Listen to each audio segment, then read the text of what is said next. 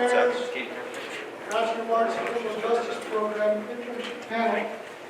We're very fortunate today to have representatives from 14 different agencies presenting information to you all in respect to their various agencies and internships you can look at doing with that agency. Now, one of the benefits I think for students in the program is the fact that we require an internship for those of you that don't have criminal justice experience. Now, for me personally, I probably wouldn't be here had I not completed an internship. I did that probably before all of you were born, probably before some of your parents were born. That's how old I am. But again, very fortunate that we have with us the distinguished panel. Before I turn it over to the panel, I want to recognize a couple of individuals.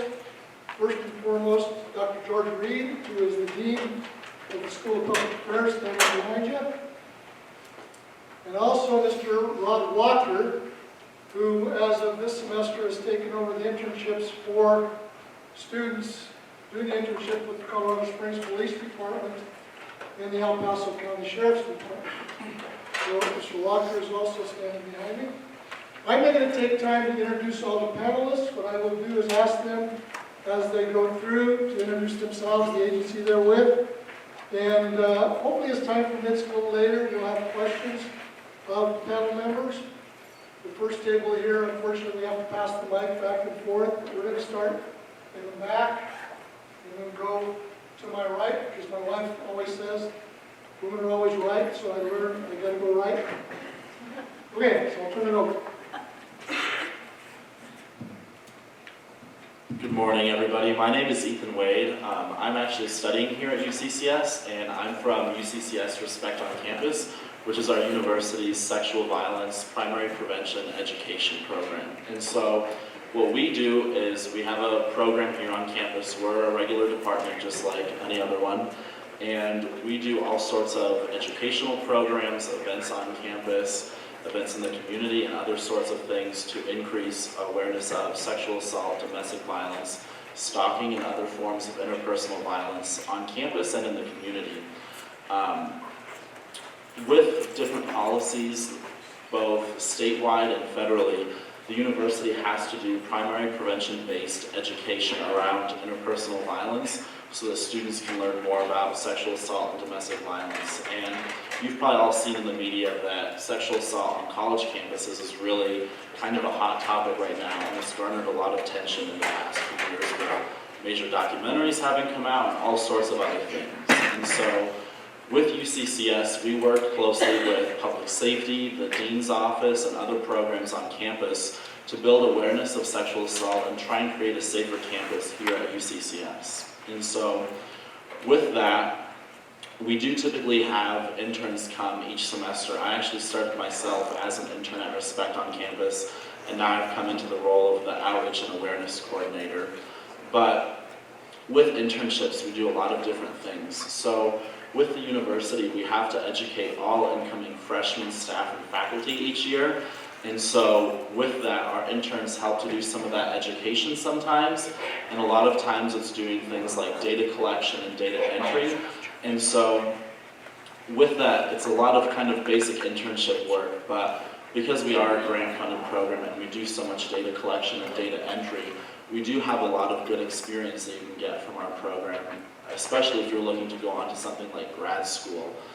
One of the things I'm sure other people will talk about with their internships is that, especially if you're looking to go on to graduate school, that one of the things that a lot of people look for nowadays is really good skills with data collection and data analysis, especially things like statistics and anything else. And so particularly if you're looking to go on to grad school, some of the things that we'll have our interns doing could be particularly useful for gaining that knowledge and also just being able to put that on your resume.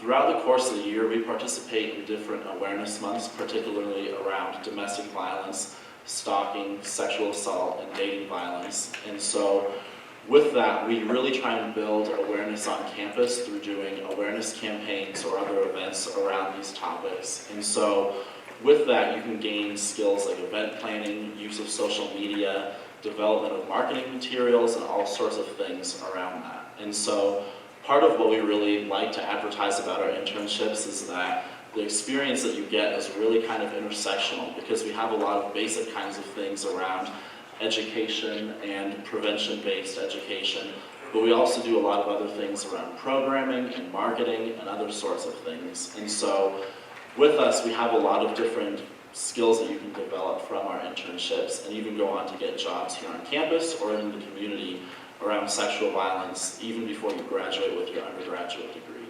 So I'm not going to be able to stay here for the whole panel, and so if any of you have any questions right now, you can feel free to ask that now instead of waiting until later for the general question and answer period. Nothing at all. Yes? Where exactly would we sign up? So you can contact us at roc@uccs.edu or by visiting our website at uccs.edu/roc. Let me make one more clarification first. If you're looking at doing the internship, it's got to go through me as the internship director first. Mr. Walker for CSVD and the Sheriff's Office. On our SPA website, there's a link to the internship manual. There's also a link to the internship application, as well as a link to the Sheriff's Office and the Colorado Springs Police Department and state probation.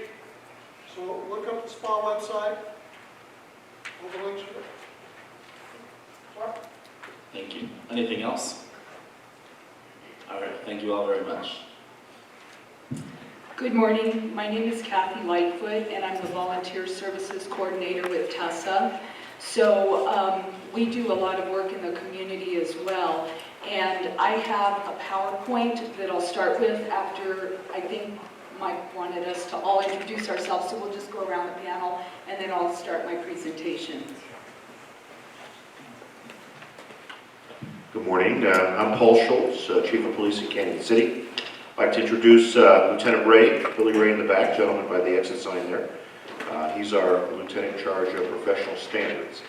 A little bit about the Canyon City Police Department. We're a full-service police agency, about 70 employees, 38 police officers. And so far, in the last 3 years, we've had 13 interns from University of Colorado here. We have a very vibrant internship program. We assign our interns to virtually all areas of the police department. They have their own office, their own computer access, their own telephone, and we have them do things such as survey the community. We also have them participate in several community initiatives that we have going on. We were the National Night Out Award winner for the United States last year. We had interns there. I see some familiar faces here, some of my classes, so hello to everybody. But as we go around the table, what I wanted to comment on that's perhaps a little unique about the Canyon City Police Department. In comparison to several other agencies here, we're not the biggest agency by any means. On the same hand, you won't get lost in our department. Everybody will get to know you, and everybody was there to support you. It's a very close-knit group. You're not just a number. You'll be helping us out in many critical areas, and we'll be helping you out as well. We give you firsthand exposure to law enforcement on many different levels. And as was mentioned a moment ago, for all the interns that come to the Canyon City Police Department, one thing that you do leave with is a letter of recommendation from the Chief's office. And that will help you quite a bit in your quest for a career in either law enforcement or public service. And just to comment on that, we certainly welcome people who are interested in law enforcement as a career, but we also welcome people who are interested in, I would say, careers that might parallel law enforcement, perhaps not as a sworn officer, but perhaps in government or a crime analysis, some areas like that. We do a lot of work with crime analysis in Canyon City. We subscribe to a computerized service based in Canada that extracts data from our agency 5 times a day, and then we refine that in-house. So there's a lot of opportunities for some unique assignments as well. So I hope you consider Canyon City Police for your internship. Please, at any time, ask me any questions or see me after the presentation or talk to Lieutenant Ray. If you want to call us, Lieutenant Ray is the person to reach out to for more information. But as Mr. Martinez said, you have to go through his office first to be approved. So we welcome this continued partnership and hope to see many of you down at our place. Thank you. Any quick questions for me? Be glad to answer them for you. We also allow our interns to do ride-alongs and listen-alongs in our communications center. We just opened up a brand new comm center that's countywide. So a lot of different areas for you to be exposed to. Thank you. Let's hold on a bit, Kathy.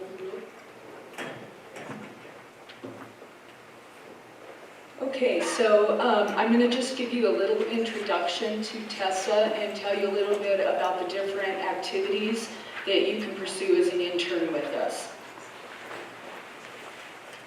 So Tessa's mission is to help women and their children achieve safety and well-being while challenging communities to end sexual and family violence.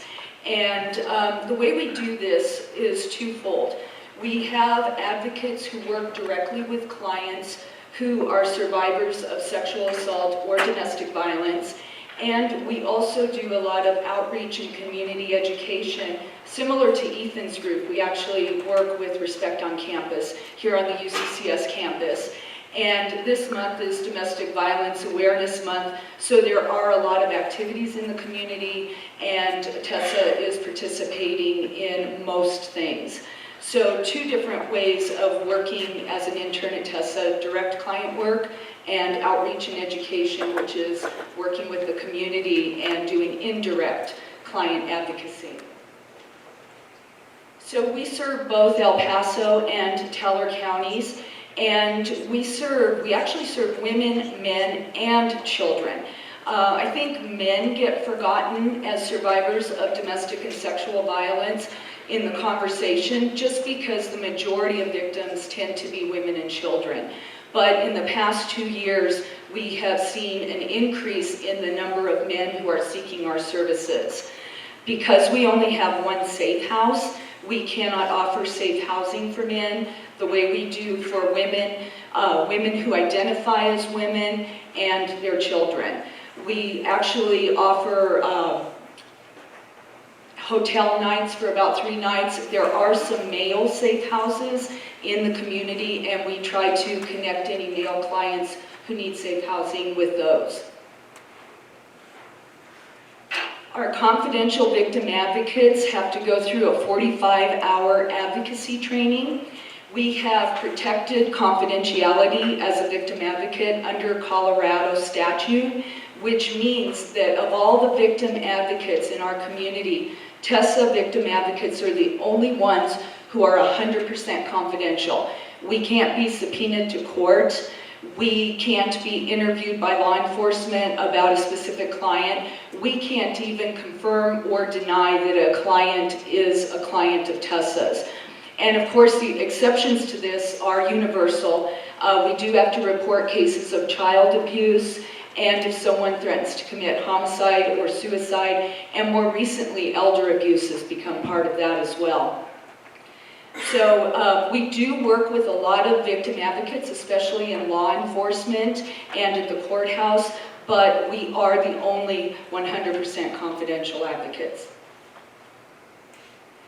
This is just a brief list of all of our services. We have a 24-hour crisis line, the safe house that I mentioned earlier. We do hospital call-outs to Memorial Central mostly. We go to any ER in this community. But when a person who has been a victim of domestic or sexual violence is brought into the emergency room, the forensic nurse examiner places a call to our crisis line, and we dispatch our victim advocate to meet that patient right there in the emergency room. Again, we work mostly with Memorial Central because they do have a forensic room, and the other ERs do not, but we'll go to any ER that we're needed. Advocacy, we provide walk-in advocacy, no appointment is necessary, and that is at our main office on the Myron Stratton campus. And at our main office, we can help any client with whatever their needs are. We can connect them with safe housing, we can get them their protection order paperwork, we can help them with that paperwork. we can provide support, and we can get them signed up in psychoeducational support groups. We also do protection order assistance down at the courthouse. We're there every morning helping people who have been victims of domestic violence or intimate partner violence. That's our line in the sand. Some domestic violence is familial, but it's not necessarily intimate partner violence, and our grant only covers intimate partner violence. So we'll help clients who are filling out protection orders for that reason at the courthouse. Our clients also feel more comfortable having an advocate accompany them to court, especially for a permanent protection order. It can be really scary for the client to have to face their offender in a courtroom, and our advocates provide that kind of advocacy, just being there with them. We can't testify, we can't speak on behalf of that client, but we can provide the moral support and the physical support that they need when they're facing their offender. We also do the psychoeducational groups that I mentioned. Our interns can help facilitate those with the trained facilitator. They're 16 weeks long, and we offer a group for adult women, a group for teens, and a group for children. We also do some rural outreach in Teller County and in Callahan. We have some offices there and advocates who are there, and I know they would love to have an intern at those places too. We also do the educational presentations and awareness events that I mentioned earlier. So the direct client work consists of these areas: the main office, court, safe house, and crisis line. And then the outreach and education is more geared towards the community. We get invited to a lot of activities in the community, and we table events there. And then we also do the educational classes at high schools, colleges, some of the same things that Ethan was describing for UCCS. So a couple of things to know before applying at TESA.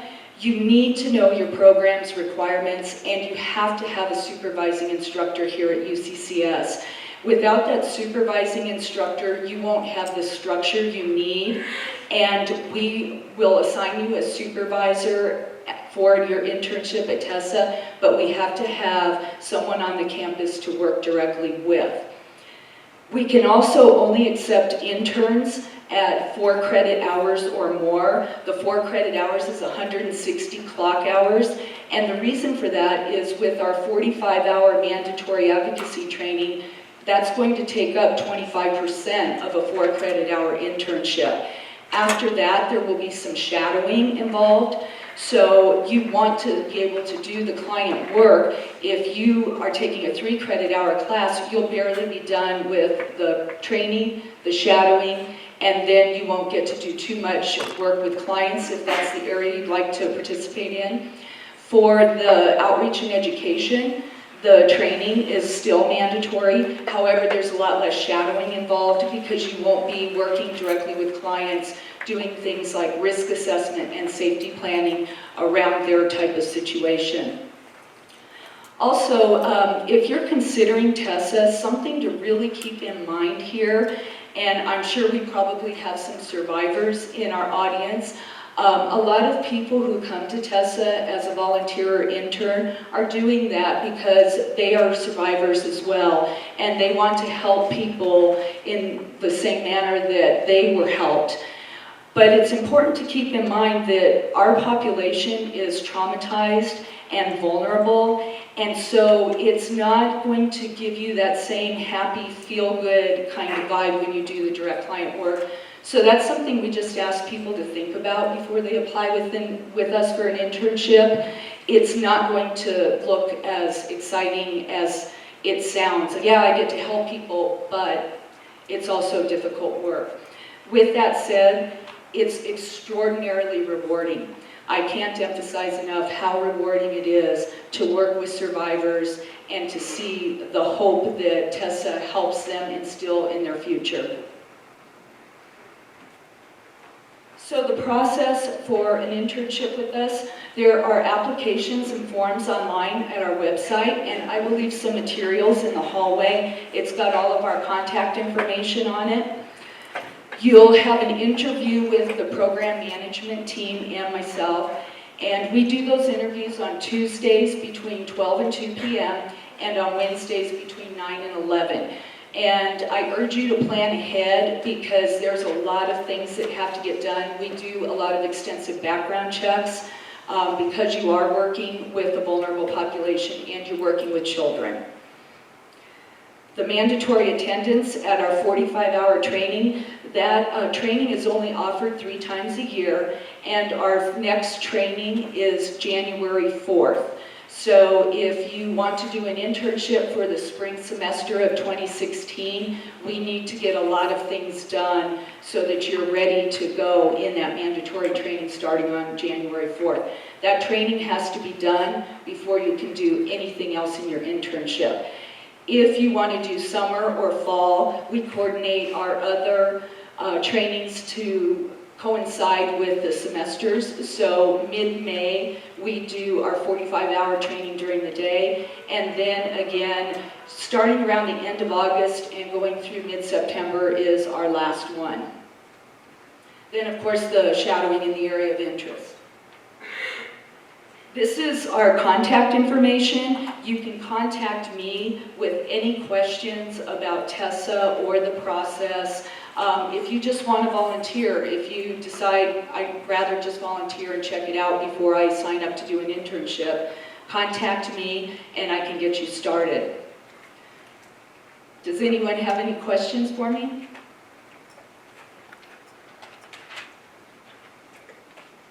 It's a tough topic to discuss. I'll be here for a little while, and again, I'll leave some materials out in the hallway. Thank you. My name is Eric Grosskopf, and I'm Tyler Coates, and we're with Colorado Springs Teen Court. And what we officially are, we're an independently owned and operated nonprofit organization. We are not officially part of the city, we are not part of the state. We work in tandem with municipal court. We get all of the first-time misdemeanor juvenile offenders as young as 10 and as old as 18 or 19.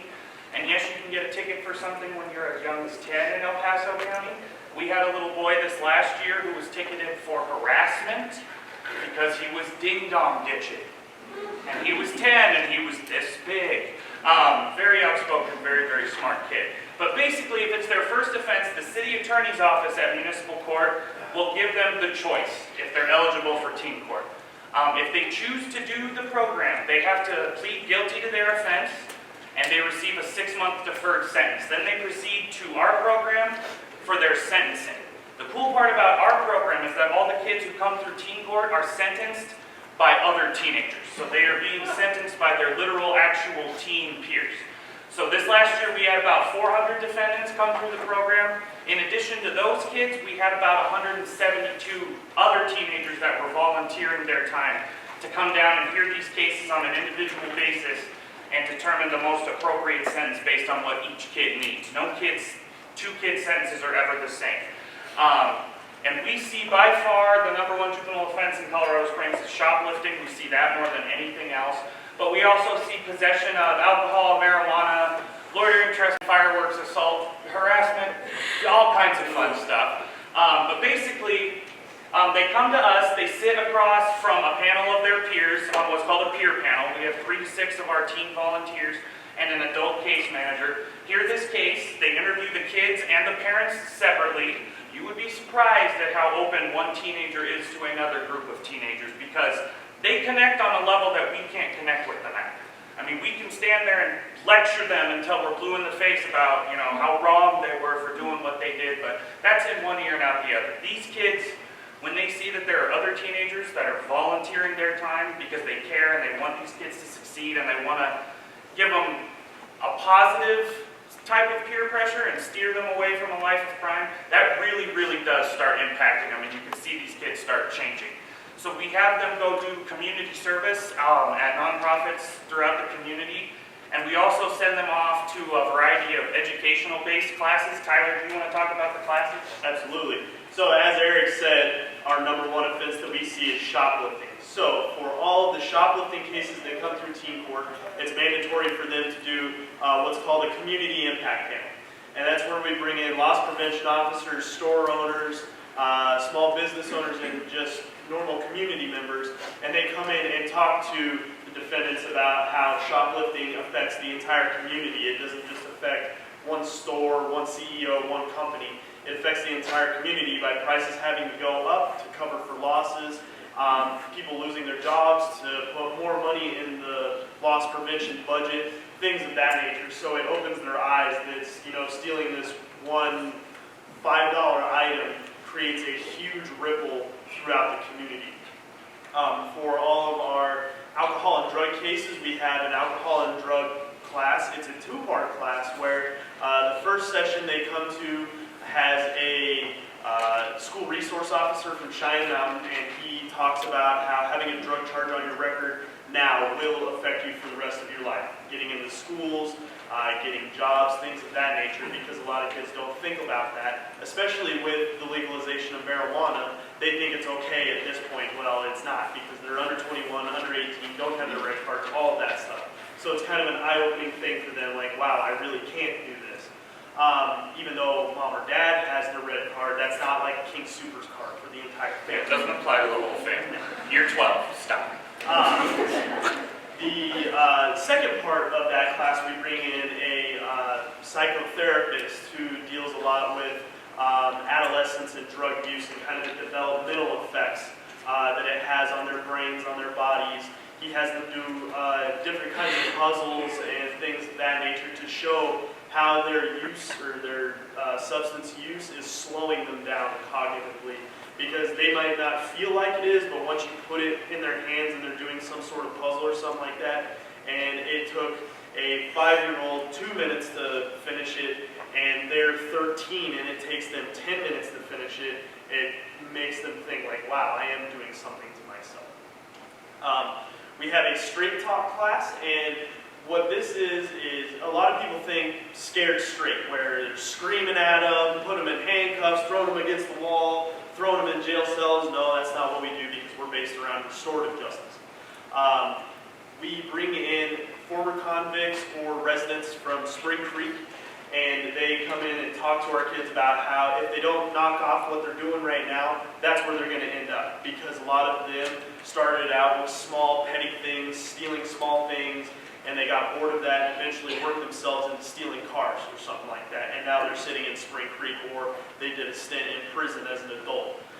So it's just kind of talking to them, trying to redirect them on the right path from the path that they're going down at that current point. We also have a life skills class, and that is for all of our high school defendants. In that, we cover goal setting, budgeting their money, how to write a check, because a lot of these kids have no idea how to write a check. They don't even know checks exist. We explain to them that a credit card isn't a magic piece of plastic with endless money on it. You do have to pay that back, but a lot of them don't understand that. They just think they can swipe away all over town and they can have a great time with it. I had one kid in that class who said, why do I have to pay for internet every month? And I'm like, well, somebody provides that. You have to pay them to provide that service. And he said, what about all those places that have signs that say free Wi-Fi? And I said, okay, yes, they do say free Wi-Fi, but somebody's paying for that free Wi-Fi to be pulled out of the sky. So, learn something new every day in life skills. We also do a budgeting activity with them where we give them this big, nice chunk of change, and then we break it down for them. Okay, well, once you pay your rent, once you pay your utilities, once you pay your internet, once you pay your car, once you buy groceries, once you pay your gym membership, all of the things that happen in normal adult life, and you kind of chisel away at that nice, happy amount that they had at the beginning, and then they see how much they have or how much they don't have. That's an extremely eye-opening experience for them, because yeah, it looks great at the beginning of the month, but at the end of the month, well, let's face it, 2 weeks into the month, that is gone, pretty much. So showing them that budgeting their money is extremely important. We also go through resume writing, how to write a resume, and they fill out a worksheet, and when they come back for their last class, we give them a full working resume that they can turn into get jobs with, things of that nature. We also do mock interviews with them to prepare them for college interviews, job interviews, things of that nature. We also refer out to several agencies in the community. Our one class that we do have in-house, I forgot to mention, is our Empower class, which is for our younger boys who don't necessarily have a positive male role model in their life, because a lot of our defendants come from single mom, single grandma households. And he is a CSPD officer with the gang unit, the commit unit. And he lost his parents when he was very young, and started running around with gangs, making very good decisions, doing drugs, all that stuff. He got caught doing something stupid one day. The cop sat him in the back of his car and said, if you don't knock it off right now, you're going to either end up dead or in jail. And he took that to heart, cleaned his act up, and he's now a detective with the CSPD. And he just comes in and shares his story about how, yeah, you're going down the wrong path right now, but you're young. There's still time to change, still time to make better decisions and be what you want to be. Because a lot of these kids, we see a lot of gang-involved kids, and you ask them, what do you want to do when you grow up? And they say, well, I want to be an astronaut, an architect, something like that, something with huge aspirations. But they're next in line for being the leader of their gang because their dad is, or something like that. That's not what they want to do. So showing them that there's something other than that is a huge piece to getting them on the right track. And everything we do in teen court is based on the concepts of restorative justice, which is very big on taking accountability for your actions and owning up to what you did. That's why we won't even take them into the program unless they plead guilty and get that deferred sentence. By pleading guilty, they're already taking responsibility for their actions. It also focuses on competency development. We want these kids to learn from their mistakes and learn from what they did so that they ultimately don't do it again, which is why all these classes are based in a restorative manner. It's not as a lecture. It's not 2 hours of somebody screaming and yelling at them. It's just talking. It's just a dialogue. It's an open forum, and it's run primarily by volunteers. With that, we do also sentence the kids. One big thing that we try to enforce with them is we help them understand that they are part of a greater community, a bigger whole, that a lot of them don't think about. They don't think when they go into Walmart and they steal a $5 item that that's going to affect anybody but themselves. So one thing that we have every kid do as part of their sentence is they come back and they sit on a teen court jury duty. And the jury duty is for the teen court trials that we do. The trials are reserved for the more serious cases. Case in point, a few years ago, we had one young lady who was running her own shoplifting school, and she was charging her friends $20 a pop, and she would take them on field trips to the Citadel and show them where to go and when to go and how to take the tags off without getting inked and all of this. And she was charging a generous $20 fee for all of her students. So her and her 3 pupils were put on a teen court trial, and it is conducted in a formal courtroom setting just like a criminal trial, except the trials are run by our older trained student attorneys, and I see one of them sitting right there. They make up a defense team, a prosecution team. We have real judges from courts, judicial, district, municipal court judges. They come down and volunteer to preside over these. We have real lawyers from here in town who act as mentor attorneys that sit with the student attorney teams to help them with their questioning and their objections. We have teen bailiffs who help the jury, and the jury who decides the sentence is made up of our former offenders coming back to serve their jury duty. And when they hear this case and they leave the room, they go full on 12 angry men. And it is great to see them engaged. Some of them it's like pulling teeth to get them to talk, but most of them, when they're given the opportunity to make a difference in someone else's life, a lot of these kids have never had that chance. They get into that, and they really take it all to heart.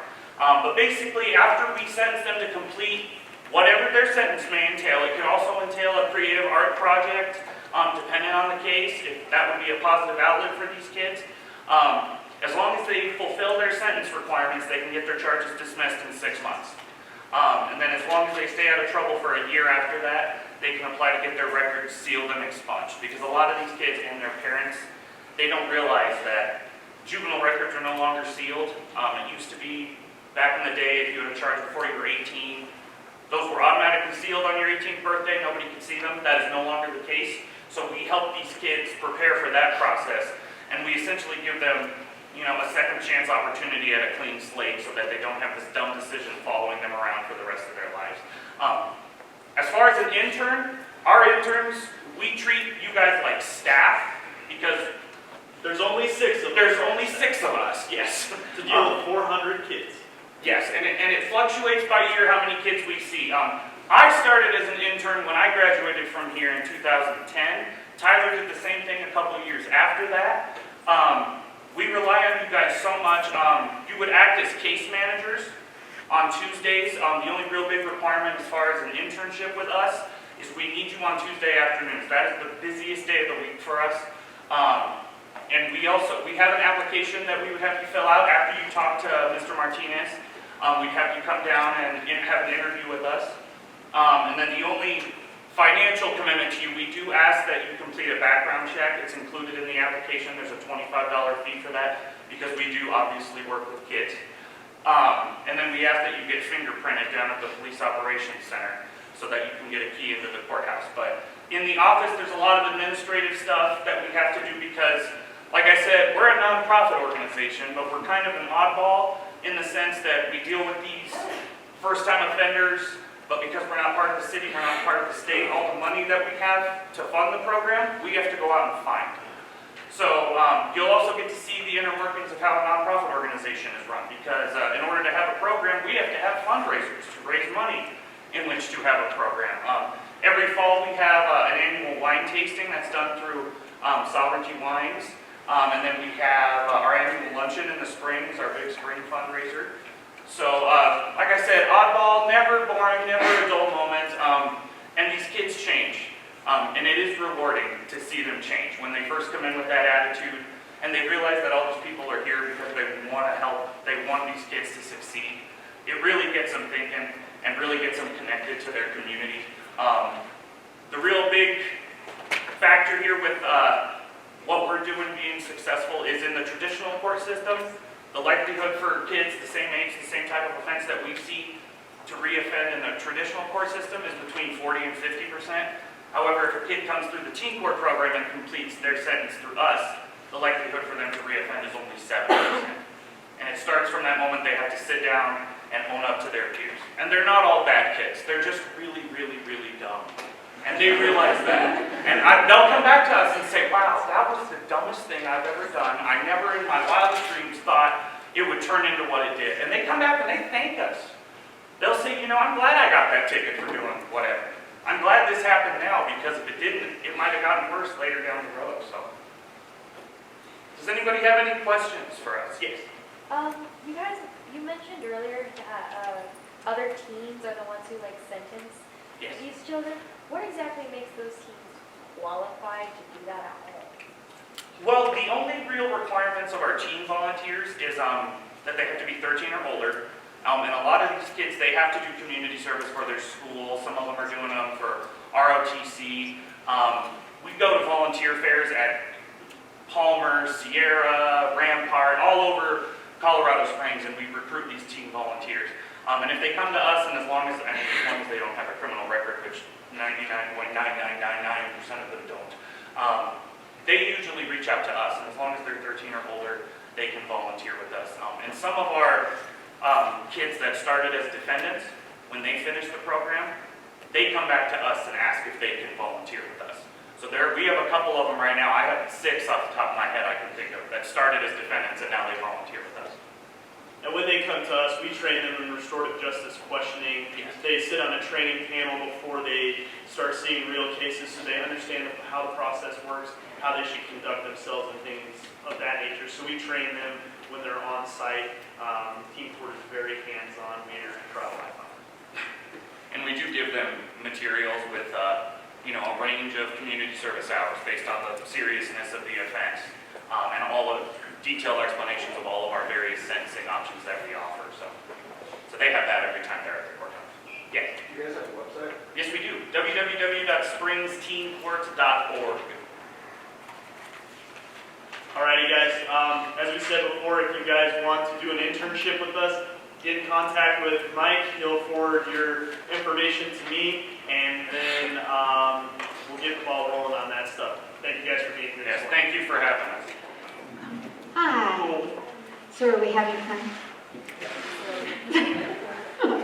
Okay, I'm Catherine Richards. I'm the Volunteer Program Manager at the El Paso County Sheriff's Office, and I also oversee the intern program.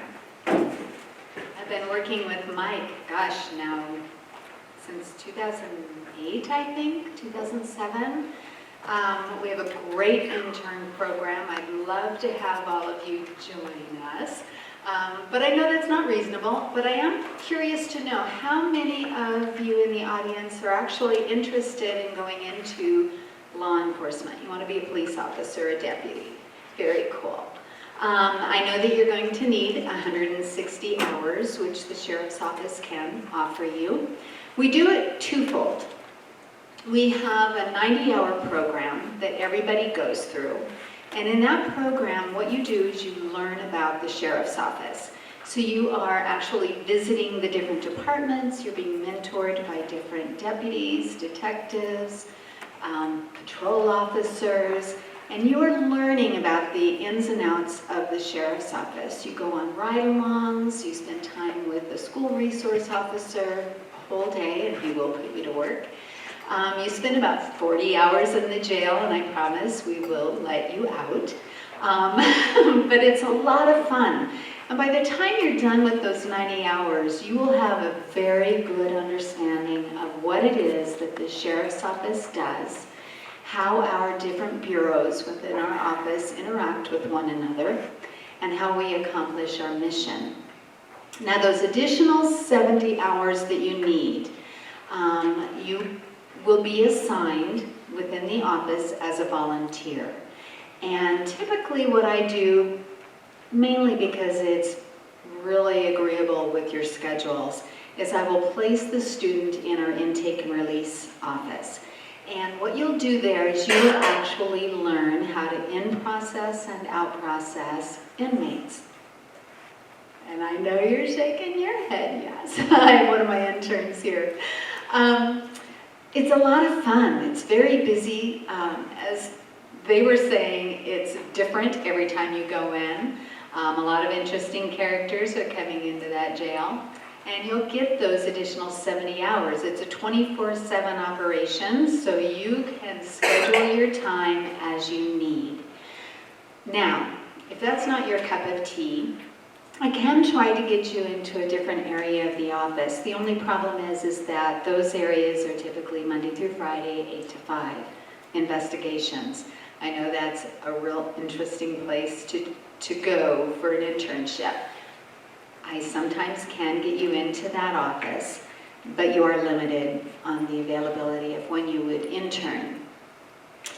I am also coordinating with the coroner's office, and so if any of you are interested in that end of investigations, or the forensic side, I can get you in for those additional 70 hours into the coroner's office. When we meet, I will ask you where you're interested. It's amazing how many people, when I mention the coroner's office, they go, I don't want to do that one. And I totally get it, because neither would I. I'd be on the floor fainting. I'm not good in that respect.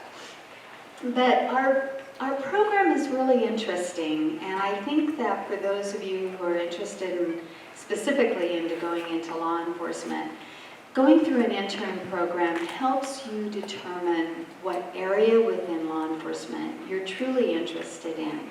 You may come into the internship thinking, yeah, I know I want to be patrol. I really want to be patrol.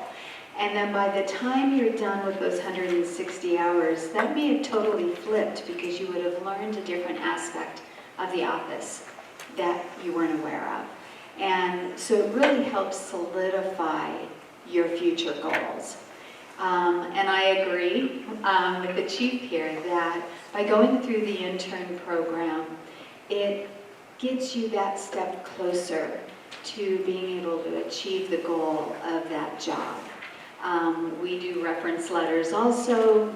We will assist you in no matter what agency you want to go into in achieving that goal, and then we celebrate that with you. Any questions about the Sheriff's Office? If you are interested, do contact Mr. Walker. He does have all of our paperwork. He has the UCCS intern packet, and he also has the Sheriff's Office packet. When I get that packet from him, then what I do is I see that your background is run. We will also schedule a computerized voice stress analysis exam, which is like a polygraph.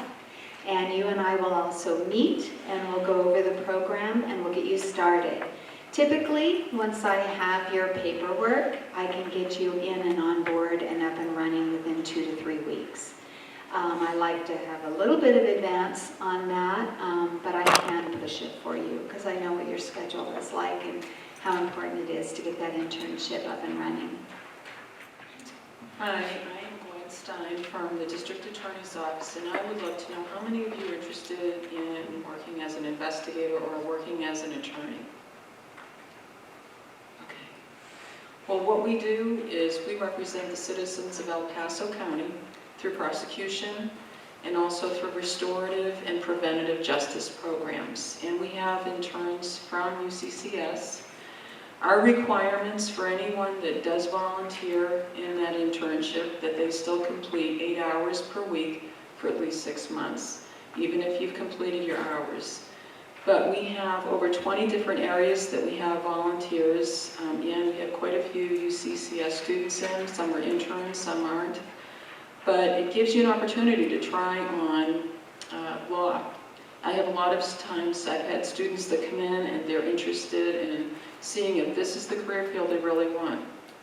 We have students that come in and they work with victims of domestic violence. So they're helping them after an incident to process the paperwork and really identify what's happened and what do they want to see happen. Do they need protection? Do they want to return to a house? And how do we help them make that house a safe place to live? We have volunteers that work in our victim witness department, and so they're working on summarizing police reports from a very, very big document to a more concise document for the district attorneys. We have about over 200 people in our office. We have anywhere from 100 to 135 people that volunteer each year, and we really, really couldn't do what we do without our volunteers. We have people, amazingly, because you only would think it's prosecution, but we have people that come in and they've got an accounting and finance background, so they're working on cases, and they're processing things that are relevant to, it could be an organized crime case, it could be something as simple as check fraud, but it's certainly something that a victim has been involved in that. We have people that work in our IT department, and I don't know how many of you have an IT interest, but IT is very essential in solving crimes. We don't do forensic investigation, but what we do is we're serving all of the different systems that we have to have up and running all the time and preventing systems from turning into virus-laden systems. We also have people that work in our investigations department, so they're working on listening to jail calls. And those are sometimes, believe it or not, when someone who's in jail will say, yes, I committed this crime. Take someone with a lot of listening patience. These folks don't have great language that they're listening to, a lot of F word, and that's about the only thing they know. But we are really helping someone who is a victim not become a victim again. We have people that are working in our county court and our district court as legal assistants, and they're working on processing all the data entry and the paperwork that's necessary for someone to go to court and be prepared. We have people that are scanning documents so that when an attorney opens up a laptop in court, they can immediately go to that particular statement that they're looking for. We have people that are working in our Kids Against Crime program, so that's our preventative justice program. I actually have 2 UCCS students that are out there. We're talking to kids about relevant issues. Even though marijuana has been legalized, we need to tell these young people in 5th grade that it's not the greatest thing, it's not a good choice.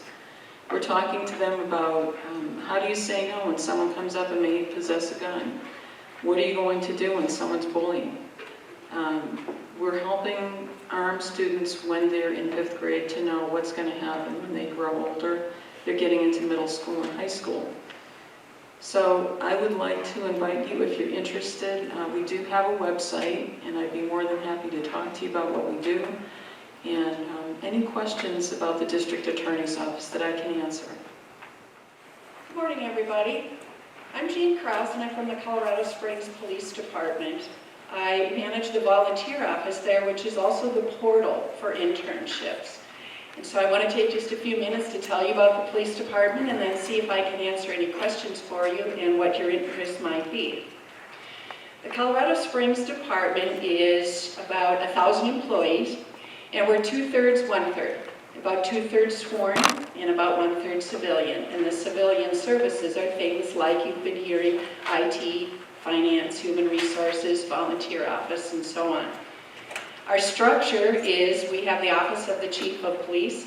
We have an Operations Support Bureau, and I'm going to talk a little bit more about each of these and where some volunteer opportunities might be, or excuse me, intern opportunities might be. So we have the bureau that supports the operations. We have our bureau that is our patrol, and then we have a professional standards division. In the Operations Support Bureau are our units such as our investigations division. This is a real hot spot for interns. They have a real high interest when they come in because this is such a great exposure across the department. You'll be working with detectives, you'll be working with officers out on patrol, you'll be working with chain of evidence, and you'll be hearing more and working with the legal processes that you've heard described here. So it's a great overview. And we've had interns placed in the cold case unit working with detectives, our crimes against elders, our victim advocates, if you are interested in criminal justice with that social work spin to it, and so on, and then also, of course, financial crimes investigations as well. We also have a specialized enforcement unit within the Operations Bureau, and that is one of them where the municipal court system resides. So you get exposure, like you were just hearing about from Gwen, similar to that, but in our city court system as well. So again, you're working with all those different aspects of law enforcement, really a good overview. In our patrol bureau, these are the officers that are out on the streets. Okay, they come out of 4 structures within the police department. We have our Police Operations Center, which is the main headquarters, but there's also 4 patrol bureaus. So if geography is something that's important to you on where you might be doing your internship, I can tell you that the 4 bureaus are located in the 4 corners of the city of Colorado Springs. There's one division that is over by the Sky Sox Stadium on the northeast side. On the northwest side, it's right by Chapel Hills Mall. On the southwest side, it's not far. It's off of 21st and 8th Street, Highway 24 and 8th Street. And on the southeast corner, it's over by Academy and Airport Road. So if that gives you any idea, you can select doing an internship in one of those patrol bureaus as well. And I want to talk a little bit about some opportunities within the Bureau because that's where our property crimes and detectives are located. Those are handled in each of those 4 quadrants. Again, a great way to be working with the detectives and the patrol officers and learning more about that. I highlighted camera surveillance because we've discovered this is a really interesting area and a lot of interns are proving very successful in this area. Their surveillance camera program for the Colorado Springs Police Department is in the downtown area. If you've been down there, you've seen the cameras mounted on the post with a big notification that says surveillance camera in use.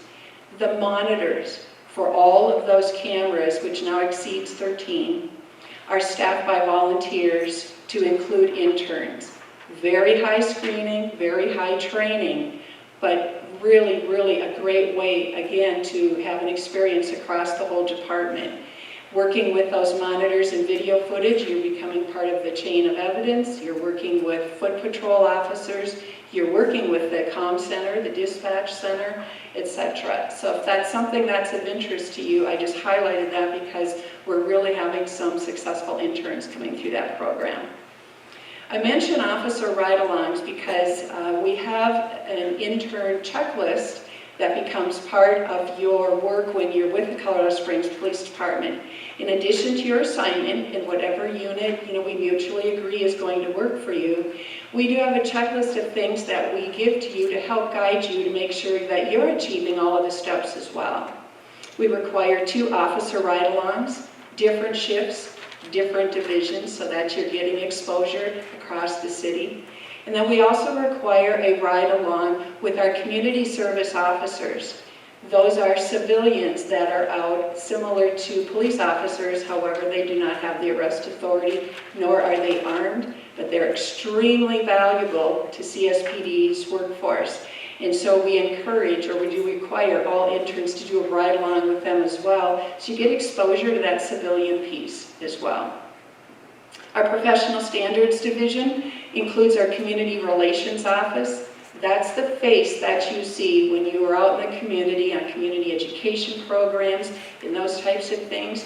We have many interns that have done hours in that division to help them better understand the public and community outreach aspect of law enforcement officers. Just because there's a gun and a badge, they still need to be out making that connection with the community and doing that in the best way possible. CALIA is our Office of Accreditation. CSPD is a nationally accredited organization, and that office that's in charge of that uses a lot of interns because you will be working with every unit within CSPD to help them meet those accreditation requirements. That's another area a lot of interns are finding is very interesting for them. So our process is very similar to that which Catherine just described in the Sheriff's Office. They're county, we're city, but our processes are very similar in that regard. We also are part of the intern packet, and for us it's working with Mr. Rod Walker as well.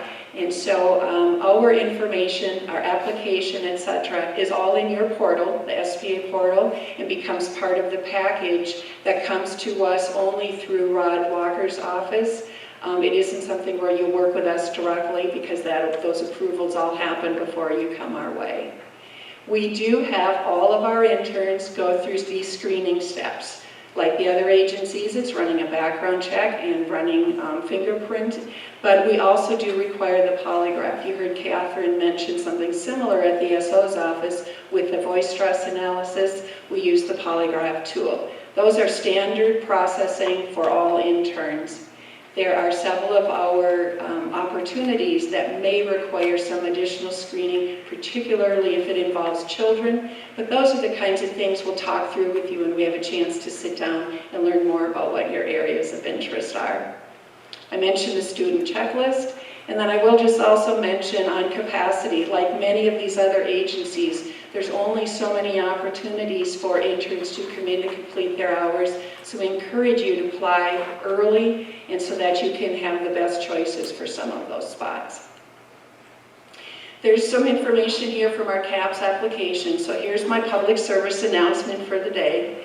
On our application, you will see us thanking you, you will see us reminding you that these are unpaid internships and they are for academic credit.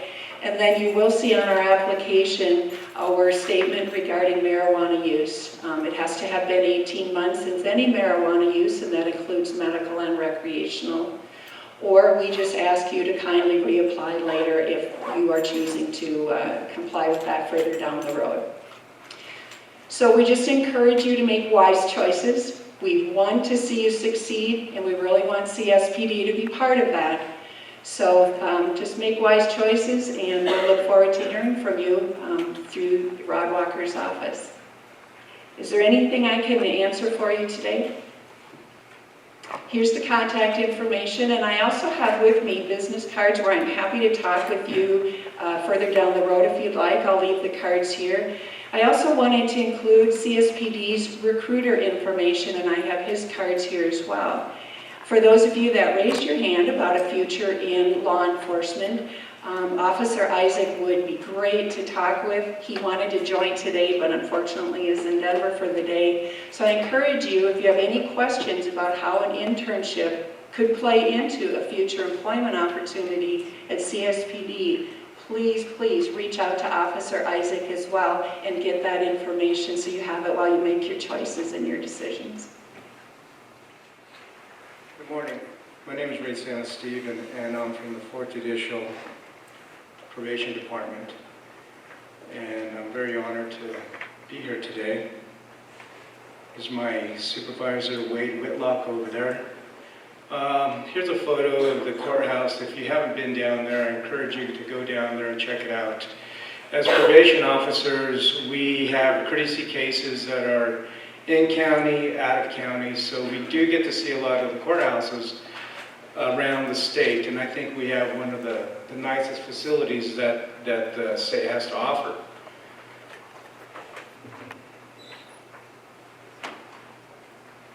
Okay, here's our mission statement, and I'm not going to read it to you. I know you guys are in college and you do enough reading on your own, but just to kind of briefly put it together is that, you know, our mission is to be fair and impartial. We really work with restorative justice. We really try and make the victim whole, and that's one of our big goals to do. And also we help people with behavioral changes.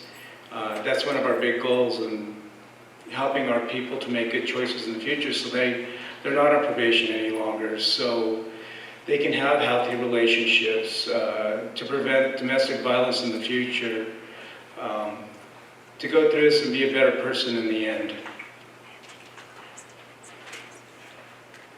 Okay, and this kind of briefly sums up what probation is. We're providing alternatives to incarceration. And it does show that for a year, this is approximate figures, but it's about $35,000 a year to house an inmate in DOC. To have a person on probation, it's $600 per year. So that's a big bang for the buck for taxpayers and also for people that are willing to make that change and not have that Department of Corrections sentence. So just kind of to briefly touch, we'll touch on a few subjects as we go through this. For us to do good treatment matching and to have a client that's going to benefit from going to specialized treatment, we have to do a lot of assessments. Also through the assessments, we do an LSI and several other assessments that will let us know how often we need to see a client. If we have people that are interested in interning with the probation department, mostly our clients are minimum risk. And hopefully they're engaged and they're going to do everything they need to, but if you do choose to intern, some of these people are on their way up and we don't know that at the time. So we really try to do the best job we can do with assessments. Okay, some of our duties as probation officers is, as I just talked about, assessments. We do a lot of assessments to give our people the best chance of succeeding, also to find what really works for them, find the best resources for them. We do home visits occasionally, and we have standards that we have to go out and do the home visits according to the standards. Motivational interviewing is something new that we've been bringing into the probation department for the last 2 years. Something that's really interesting about motivational interviewing is I went to a training about a month ago, and they had an FBI agent that did interrogations. And he informed us that they are now using motivational interviewing, even though it's for behavioral change. It helps with false admissions. So it's pretty exciting that see that other law enforcement agencies are doing this. We did a tour at DOC, and I know they're doing that too there too. Also, the state has invested a lot in strategies for behavioral change, which in strategies for behavioral change, we're really looking for what is important to the client, what motivates them, what is going to help them be successful in the future, and what's going to help them be successful when they're off probation. Also using that incentive rather than being punitive. We do self-defense skills. We get certified once a year. Cognitive skills, which Wade himself does a great job of doing that type of training for our people, for our clients. Communication is key, having that communication open with our clients. Educational cultural diversity. Being a probation officer has really stretched me to my limits on finding out about people, human behavior, but also finding out about myself. Going to these classes, going to the staffings that our people are required to do, I discovered a lot of things about myself.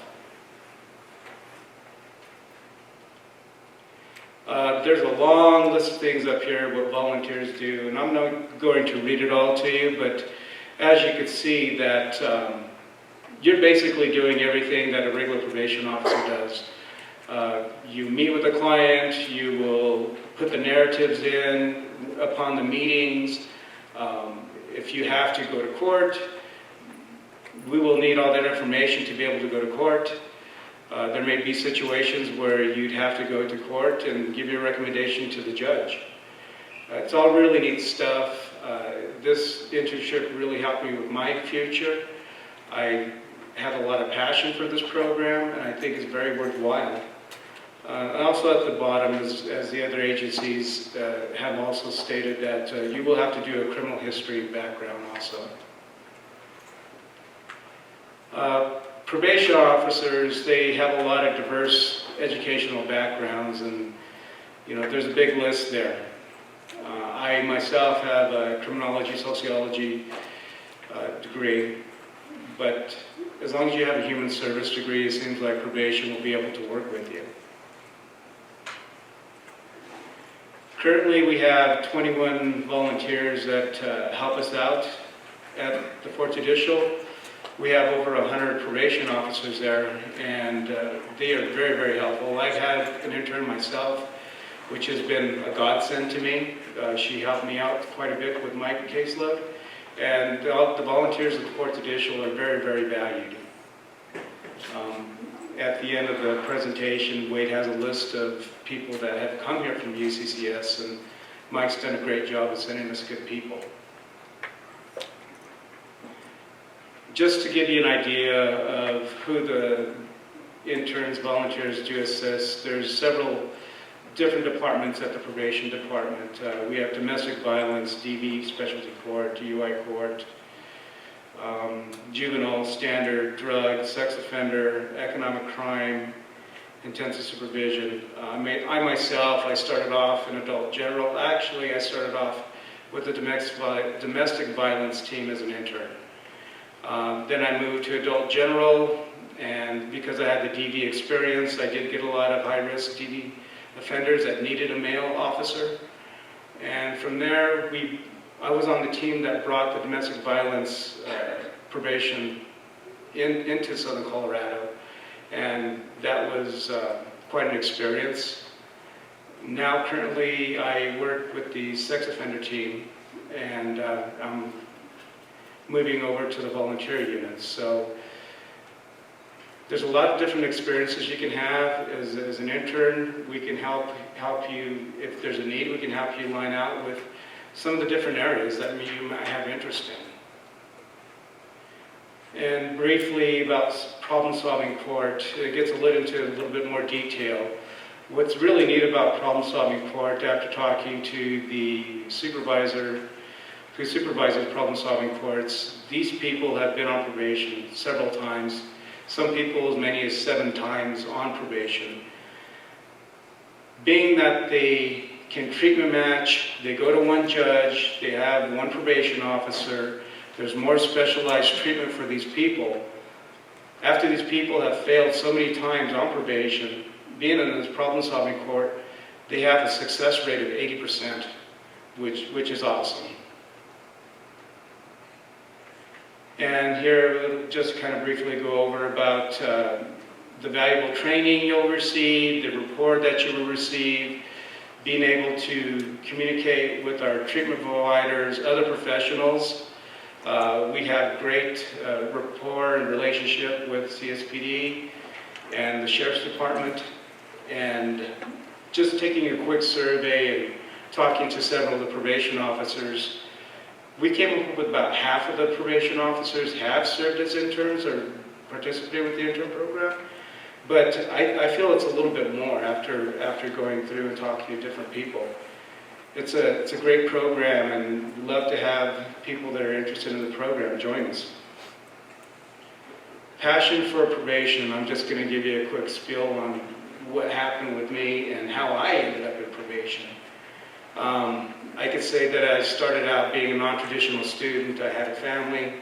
My children were young. I had a career. I worked for Boeing Aerospace for 16 years. I started off as a technician. I moved up to a manufacturing engineer. And there was something missing in my life. There was something missing in my life where I wanted to make a difference in my community. I wanted to try and help people get on track. And I was fortunate enough to find about the intern program that would get me into probation. And once I truly did get engaged in it, I had a passion for it, and that's something that I wanted to do. And it's been a career for me. It's not just a job. As I did volunteer, I worked a lot there because it helped me with my hours at school. Also, it engaged me more in finding out about how this career would work for me. I've been a probation officer for it's been 10 years. I had my 10-year anniversary, but it's been a real good opportunity for me, and I hope that we can enlighten people that are interested. So here's a quick map on the 4th floor, and those of you who are interested, you'll go to the South Tower. So when you go to the main entrance, you'll take a left, there's a round table, there's some elevators there. You go up to the 4th floor. And here on the map, if you go straight down the hallway, you run right into the volunteer unit. And there we can help you get started. So, if you're ready for the challenge, there's my email address. This phone number, we are in transition between Wade and I moving. This is my phone number, or Wade's phone number at the time. We'll be transitioning within the month. I'd love to have you guys over. Wade informed me that if people that are interested, we're looking for a 6-month commitment, 10 hours a week, more if you would like. But we'd love to have you all. Thank you.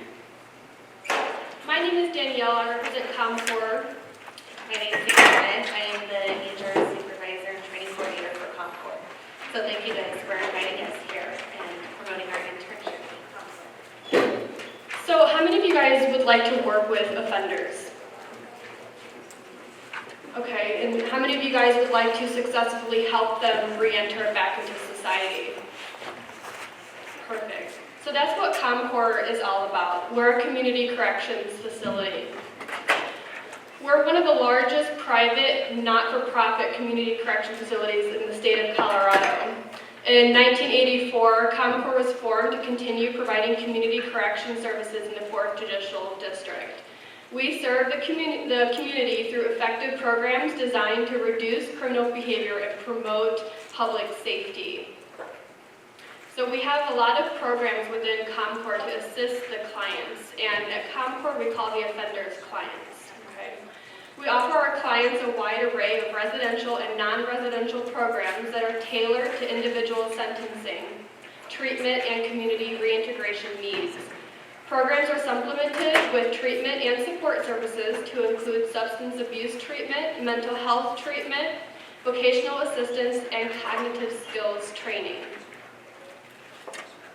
And ComCore has multiple internship opportunities that Antoinette will kind of get into for you guys. So we provide undergraduate and graduate level internships for students interested in working with justice-involved individuals. Internships at ComCore are appropriate for many students working toward their degrees in criminal justice, psychology, sociology, social work, and counseling. We also serve as site for students working toward a certified addiction counselor designation.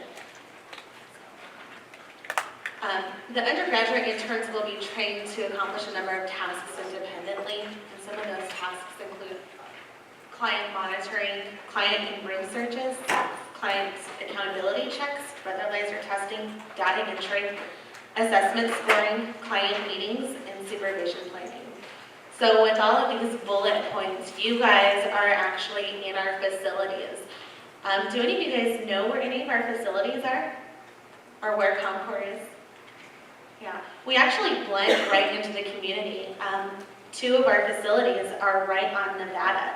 They look like a hotel, and that's where our offenders stay. We basically just blend in. You might see some of our offenders walking up and down to Nevada, or up and down Nevada, because they have to either go to their counseling classes at a different location, or they go eat at our dining halls. So you may see our offenders every day, and we blend right into the community. But you will be hands-on training and working with our employees at ComCore, learning a lot of these skills, such as client monitoring, learning how to perform room shakedowns, and that's going in, shaking down the room, making sure there's no contraband in the room that our clients should not have. We do urinalysis testing. You're going to be hands-on doing same-sex urinalysis testing. Again, same-sex pat-downs. We don't do opposite-sex pat-downs. It's all same-sex. You're going to be actually doing exactly what an employee will be doing at ComCore. If a client escapes, you're going to know how to do an escape procedure with that client. So everything that our employee does as an intern, we will teach you how to do as well. And that's just our client specialist duties. We also have our case management. So as a case manager, they monitor their own caseload, anywhere between 17 to 24 clients at one time. You will also be assisting our case managers on a day-to-day routine with our clients. We only take 4 credit hours, which is 160 hours. We only have right here it says a minimum commitment of 5 hours each week. We take you guys at the 4 credit hours at 160 hours. We can take you guys anywhere from working a day or working at night. We are a 24-hour run facility. So we know that you guys are either going to school, trying to juggle work, and also trying to juggle your internship.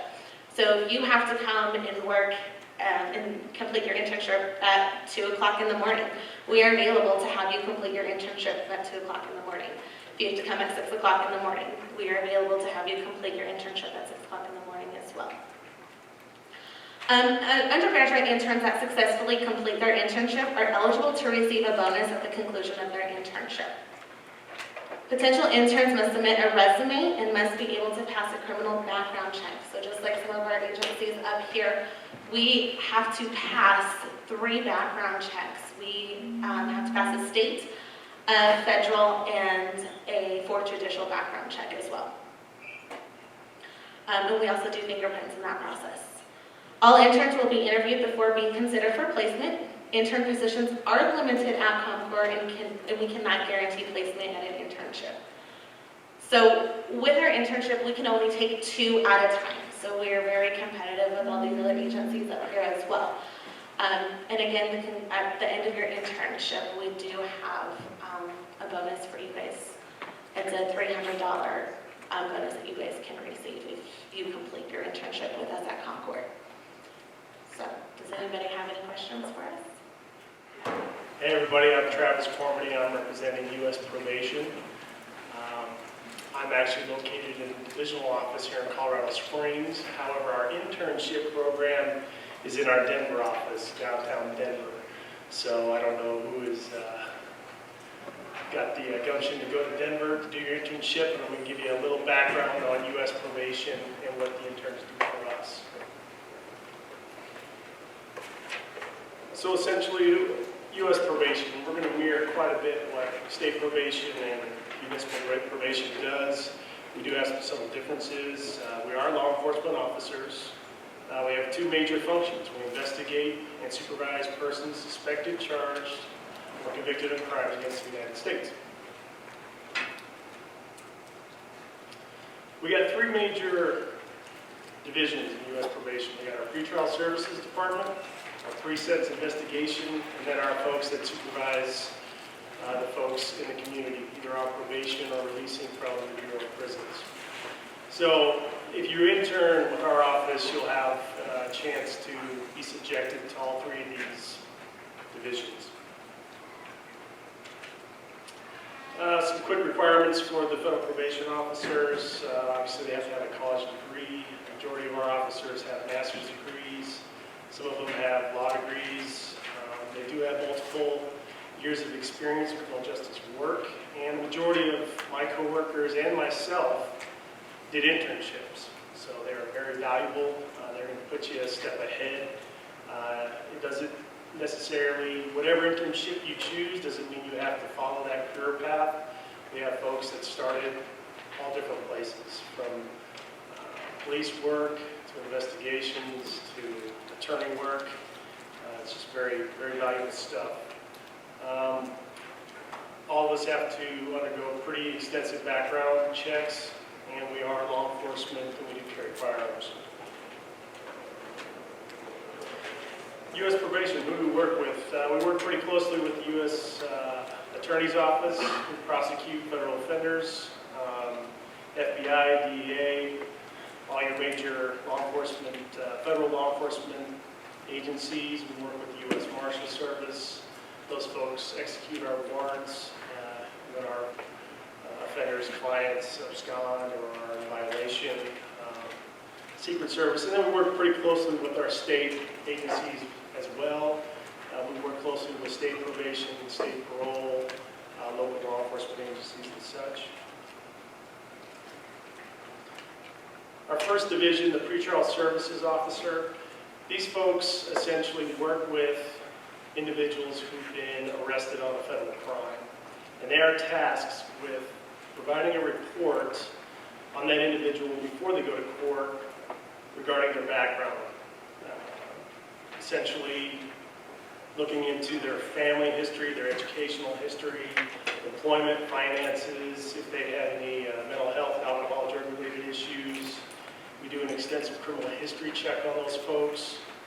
And then we interview collateral sources such as family members or prior employers.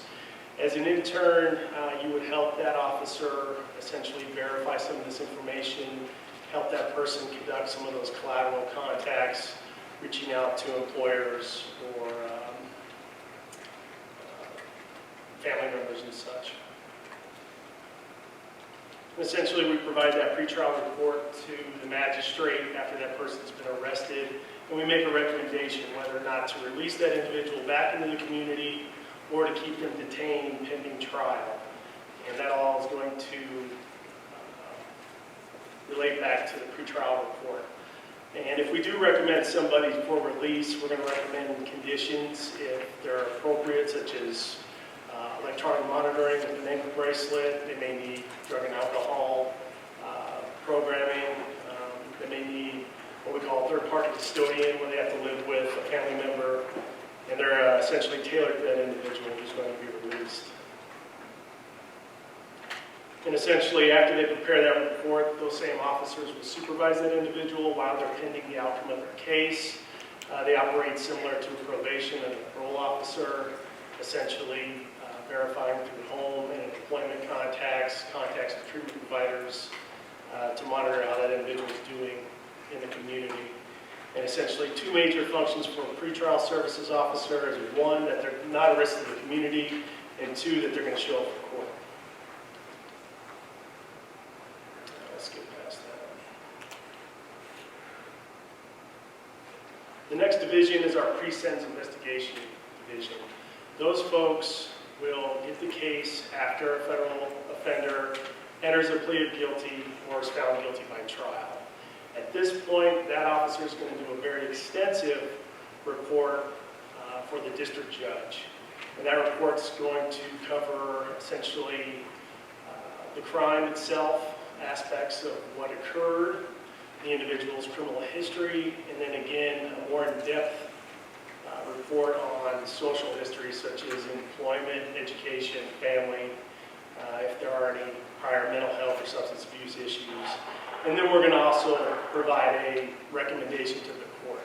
So when our interns help these folks, essentially you're going to help these officers compile information. We're going to do a lot of criminal history searching through NCIC. I don't know if you guys are familiar with that. That's the National Crime Information Center. You're going to prepare some background reports. You're going to be looking into employment, and social history, and military history, and helping those officers compile that information for that report.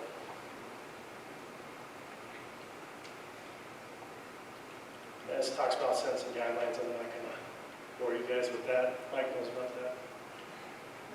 All right. Now our supervision officers, this makes up the majority of our office. These folks carry caseloads and work with individuals either being placed on probation or being released from the prisons, or what we call supervised release.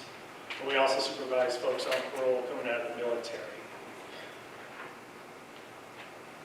So similar to state probation, when you will intern with our supervision officers, essentially you're going to shadow those individuals as they work with the clients or offenders that they have on their caseload. Talk about certain supervision conditions that come with a case, weapons restrictions, drug and alcohol testing. You will shadow that officer to our treatment agencies, get an idea of what's going on. Location monitoring, those are our ankle bracelets and our GPS program. You'll get some education on how that works and how we operate that program. Search and seizure, some folks are subject to searches, mental health treatment, community service, sex offender conditions, restitution. You'll be helping officers in their efforts in collecting restitution, which may include contacting folks over the phone, things of that nature. Real quick, all our officers are trained in the Federal Law Enforcement Training Facility in Charleston, South Carolina. That's a pitch if you want to pursue a career in U.S. probation. So I've got some follow-up information about our intern program. Let me get through this real quick.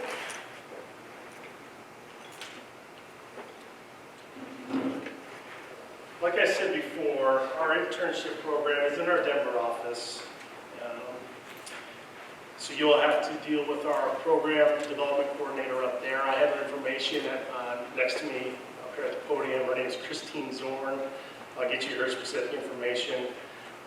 We require our interns to have a GPA of at least 3.0. You must supply a reference letter, three reference letters, one academic, one employment, and one personal. We require at least 10 hours per week, no longer than 1 year. Like the other folks here, you got to complete an extensive background check. You'll have to submit fingerprints. You got to be eligible for federal government employment. And you're going to have to adhere to our local policies, such as our dress code and our code of conduct. So that's basically U.S. probation, quick and dirty. Anybody got any questions for me? We're with the Public Defender's Office. That's, you know, every time you hear the line, when you can't afford an attorney, one will be provided to you. That's the office that Kevin Glassby and I, and Carol work with. We're investigators. So we work directly with the attorneys investigating their case, similar to the DA's office, but we do the defense side. So we work closely with our clients. We'll interview witnesses, we'll take photographs, we serve subpoenas, we order records, like mental health records, military records. We work closely with our clients' family and with our clients. As interns, you would do all that work, starting out shadowing and then some on your own. You would frequently go to CJC, our jail, and meet with the client. You can go over discovery, which is the police report, some of the evidence in the case, talking to the client about that information. You can shadow us on interviews. Sometimes we'll have you do interviews if you're going to be there for a longer length of time. We don't have a certain requirement of time that you have to be there, but if you're only going to be there a couple of months and we have a case going to trial, if you're doing an interview, then you can't testify. So that's something you could also do, is testify in court. I know not many of you said that you wanted to be lawyers or investigators, but if you're not sure what you want to do and you're just really interested in criminal justice, it's a great opportunity, and there's a way to work with like our clients and also all of these organizations. We work closely with them, ordering records, and dealing with different programs that our clients have been in. A lot of times they're on probation, they've gone through ComCourt, they obviously have dealt with officers. So it's a really great opportunity. I think we both thought originally that we would want to do law enforcement too. So if you're just not sure and you kind of want to put your feelers out there, it's a great program. Our contact is Candace Stallman. She couldn't be here today, but I have her business card up here. You can email her or go through Mike. And like I said, we don't have any requirements. We are only open to 8 to 5 Monday through Friday, so that's the only time. But if you only had a couple hours here and there, we're really flexible with that. You do have your own office, computer, and phone. And there's 18 of us that you'll work with, and we have, I think, almost 90 attorneys right now. So if you have any questions, feel free to come up to Kevin or I afterwards, and we can give you more information. My name is Brandon Davis. I represent the Colorado Department of Corrections. I'm a 1998 UCCS grad myself here. I started my internship in '97 before I left UCCS, before I graduated, and I was in a paid position within 6 months with DOC even before I actually graduated. I came over to the office I'm currently in 2001. So to give you background on myself, just very quickly, I'm currently the senior analyst, intelligence analyst for our Unified Intelligence Team, and I'm also the administrator of our drug deterrence program and our CCIC background checks program. CDOC has about 6,400 employees, so pretty much anything you guys are interested in, we hire in for the most part. We have everything from doctors, lawyers, plumbers, drivers, you name it, we have it. Currently, we employ about 400 post-certified peace officers. If you guys are interested in those type of positions, investigators, parole officers, and whatnot, we do, like I said, employ about 400. We currently supervise over 23,000 offenders in our system and about 11,000 additional on parole or community corrections. That number is starting to go back up just a little bit. It had decreased over the last few years. You guys may know that we have facilities all across the state. We have them pretty much in every corner of the state. From Denver to Sterling to Lyman to Rifle, Muni, Pueblo Springs, out east to Ordway, and of course Canyon City, which everybody should know. That's where a good portion of our facilities are in. We basically, we also have 4 private facilities, I should mention that, as well as 17 parole offices. Our unit's main focus is to analyze intelligence information and security threat information, also known as gangs. So we do manage and monitor all the gangs in our state. And we, at this point, have anywhere from 3 or 4 intern opportunities available. There will be 2 in our unit, and there will be 1, possibly 2 in the sex offender registration unit coming open. There are also positions in our offender or our planning and analysis office as well. That's not my area. I know Mike, you've worked with them, if I'm not mistaken. Ms. Martinez has done that, and so there are other ones that are outside my area. But in our area particularly, as has been mentioned the whole time, you must be able to pass a background check, be drug-free. All of our staff are subject to drug testing, including recreational and medical marijuana. We do abide by federal law when it comes to drug testing, and that is not legal at the federal level at this point. One other interesting thing is you must not have or must not be currently or have visited any current DOC offenders within the last 3 years. That is important. You may not, or you must disclose any information of current or past family members, relatives, close friends that have been incarcerated in DOC. That does not exclude you. We just need to know who that is. In our area, we also, like you guys, have a fairly flexible work schedule.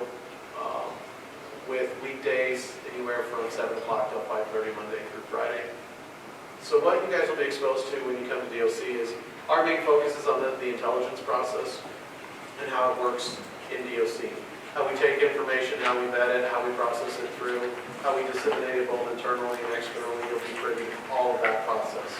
You'll be part of vetting that information. You'll be part of the intelligence analysis process, production of bulletins, for both internal and external. Some technical operations you'll get out of our area. We will give you the capability to access facilities.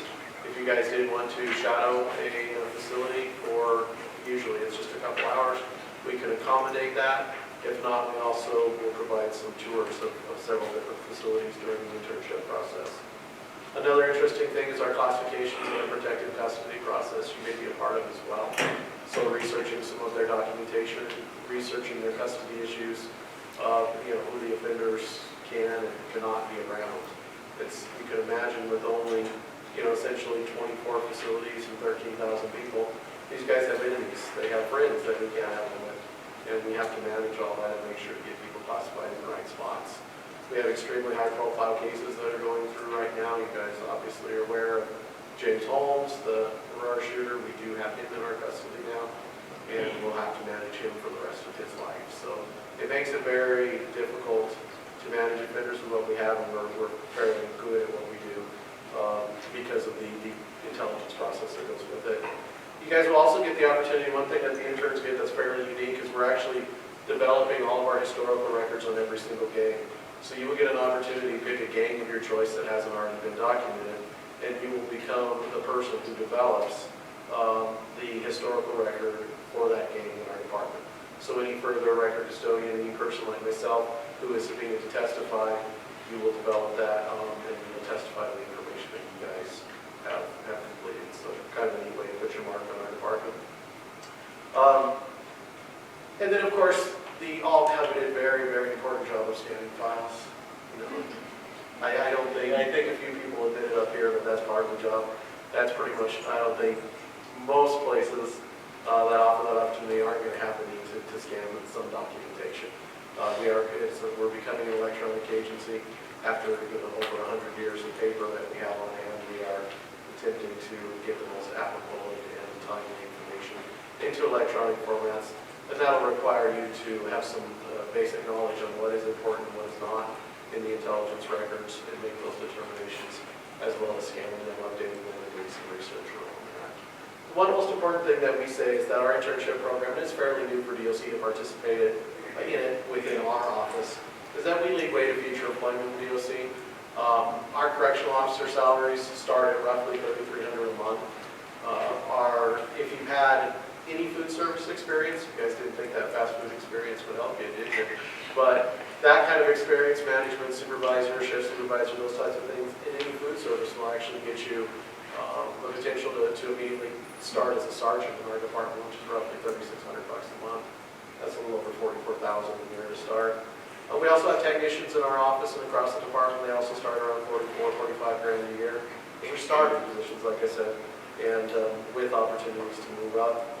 And for those who are interested in investigations and intelligence, we very rarely direct hire investigators from students in that area, even if you are post-certified.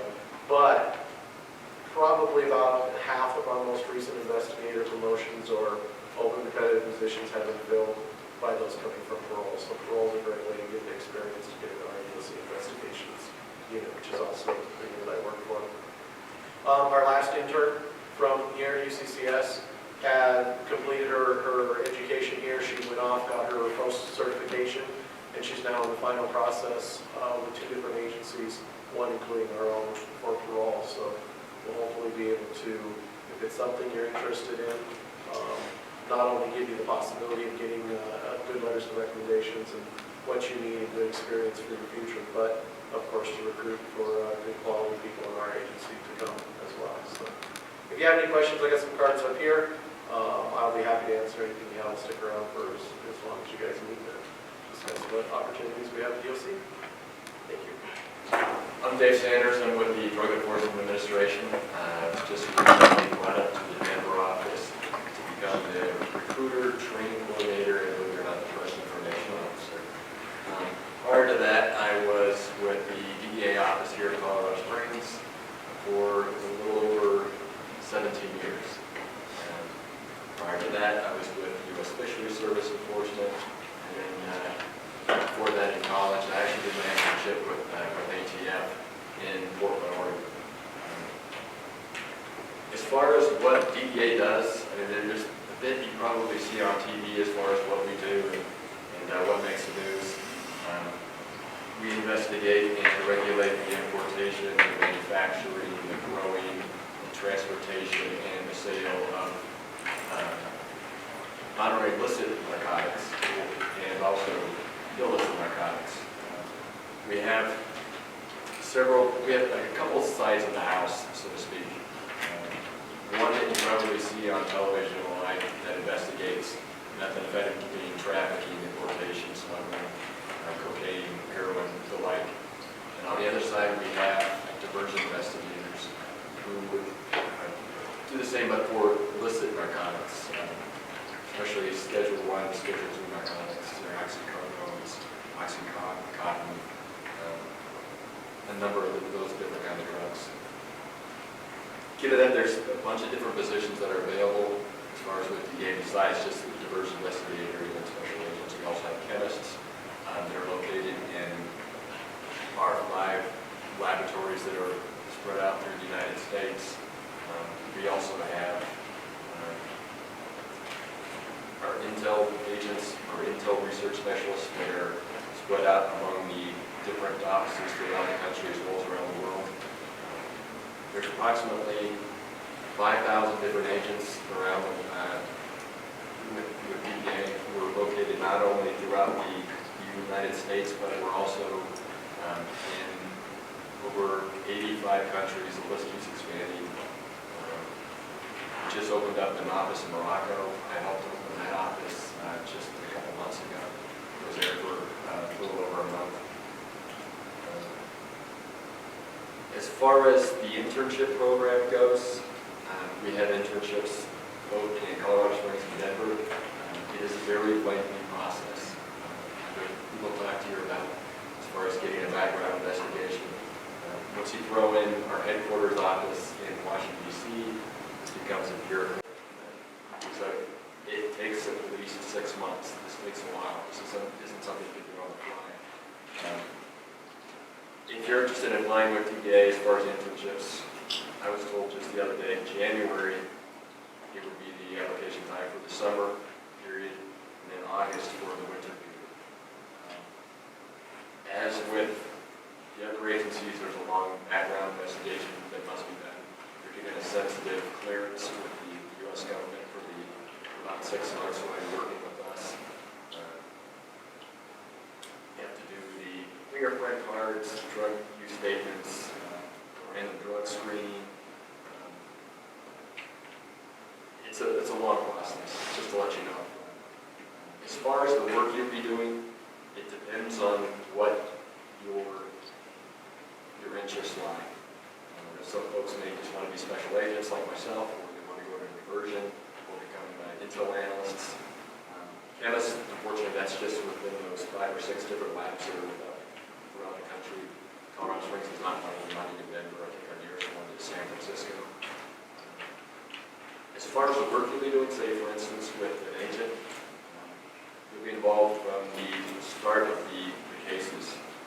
We have cases that start off throughout the year. It isn't something that just starts off just say one season. A lot of them are local leads or folks that come forward and want to talk about why they're arrested and their organization. So you'll be shadowing one of the agents in the office. You'll be assigned to a different group. We have different groups throughout our offices. Some of them may be enforcement groups that are working long-term investigations into methamphetamine, cocaine, and heroin trafficking. We have tactical diversion squads. That's the group of people that investigate the illicit drugs as far as they're being brought into the black market, such as oxycodone being sold on the table and what have you, and different shipping companies sending more than they should. Loads getting lost, essentially. Or you can work with financial crimes, which involves working oftentimes hand in hand with the enforcement groups, identifying assets a lot of these traffickers have. So oftentimes it isn't just a car or a house. It's not oftentimes in their name. For the most part, what we're seeing is that the assets that these targets have are within other people's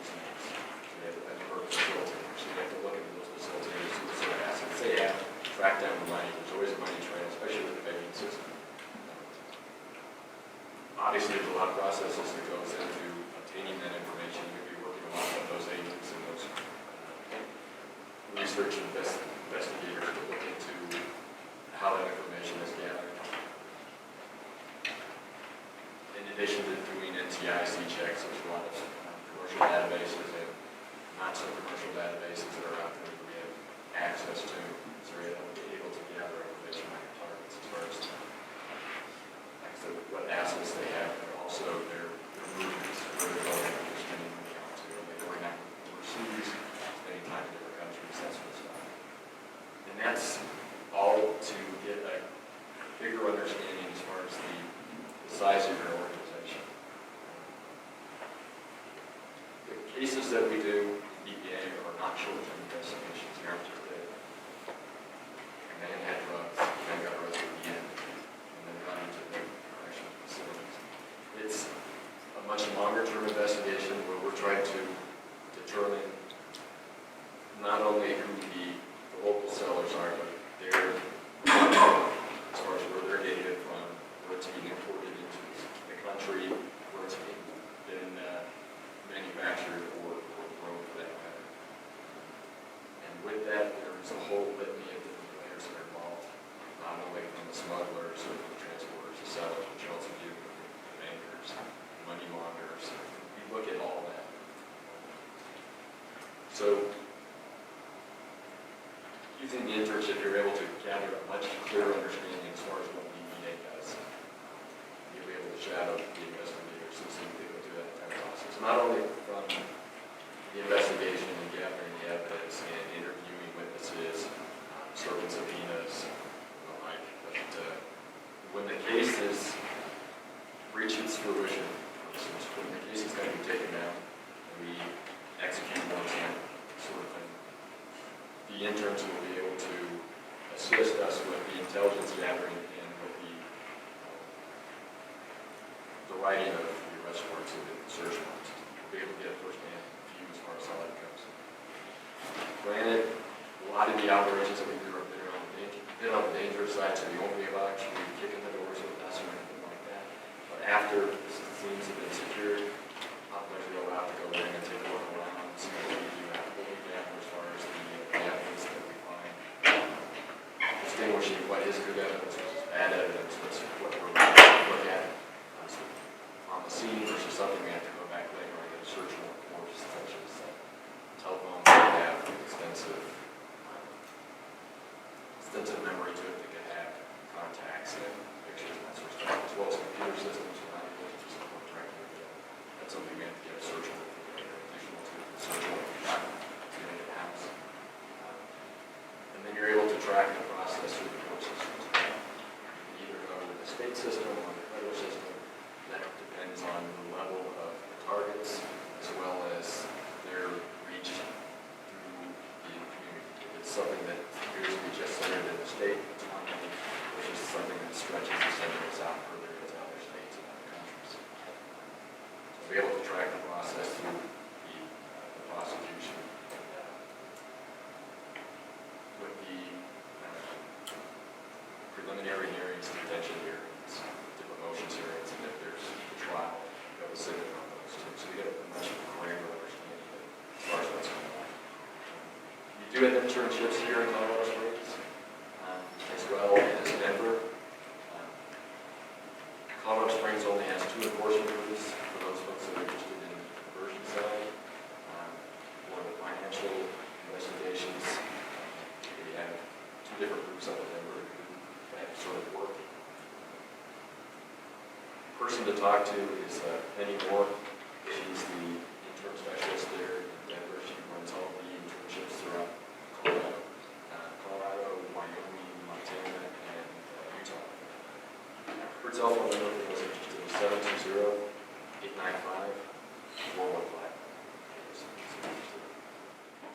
Hi, I'm Michelle Burke. I represent the Department of Corrections, the facility supervisor, and manage the drug and alcohol program at Zebulon Pike Service Center. And before I start, I just wanted to do a shout out to probation and to Team Court and the diversion programs, because they essentially filter youth before they get to us. And they mostly say the kids that make it to us are pretty violent, pretty difficult to work out. So I guess the takeaway from what I'm about to say would be that you really need to be passionate and sure that you want to do this. We've had several interns come in, and what they did find out is that they don't want to work in this field. And that's something that's good to know. very much needed. These kids that we have are very trauma-based. Our facility is very unique in that it is males only. And if you've ever worked with the female population who got passed, you know females are very difficult to work with. They present a lot of unique issues that males don't have. But we're male only and we're also committed only. So Spring Creek has detention and committed youth.